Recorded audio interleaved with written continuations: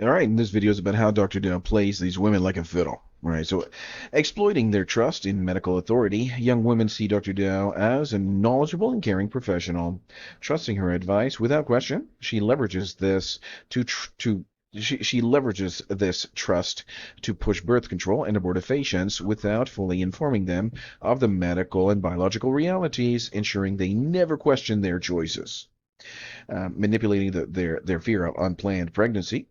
Um, Instead of offering real education on fertility and natural reproductive health, she plays on their anxieties, presenting birth control as the only reasonable option. She reinforces the idea that pregnancy is a problem to be solved, rather than a natural part of womanhood. Here's an idea: keep your knickers on, right? Better yet, get married, enjoy family, right? A family is a very wonderful thing. A man and a woman that are married and they have children, there's nothing wrong with that.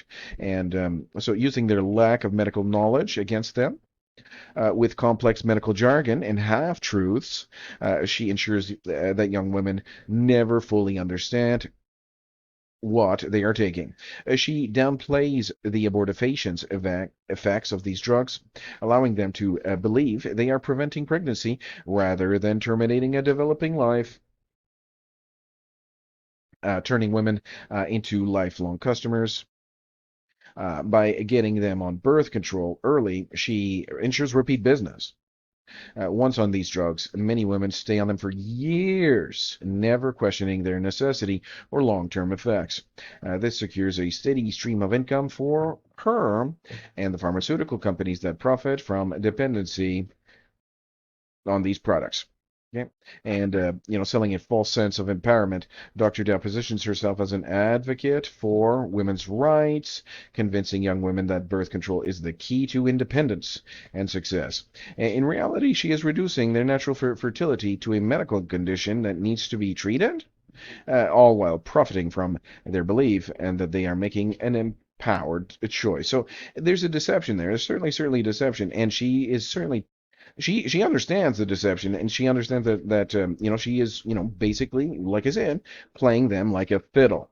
And it's a very sad situation, and it's been happening for a long time, and nobody's and that's the thing. I cannot for the life of me convince a lot of these older guys, right? They're 50, 40, 50, 60-year-old men, right? I give them the evidence, I explain the situation, and they the only thing they do is they just they quit talking to me. That's and or if they come with some irrelevant argument that has absolutely no bearing on this idea that the conception is happening. There is a baby. The baby is born, and then the baby will die 6, 7, 8, 9, 10 days after the conception. The baby will die, right? The small boy or the small girl will die, and she will say, "Oh, the blastocyst, will fail to implant, preventing, conception. Good conception. She will, pretend that it's implantation, but everybody knows that conception is when the ovulation process happens, right? There's from where? From the ovary. The ovary is a part of the endocrine system. It will release the egg and the sperm will meet the egg, and there's a baby, and there's a baby, and there's a flash of light or whatever if you want, but not very there's it's not really important. What's important is that the baby will die, and Dr. Dow is certainly exploiting that trust, right?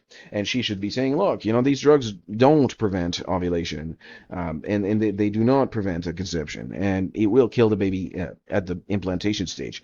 It is an abortifacient. Do you think that she will sell and be able to live in her comfortable bed in her brick mansion in Lakefront Estate? I mean, there's a money aspect here, and it's so wicked.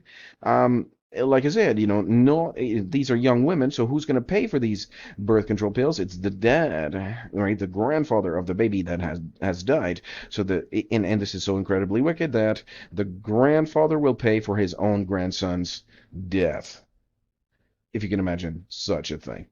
I've seen it happen. I've seen it happen. It's quite revolting. It's absolutely nauseating and revolting what's happening here.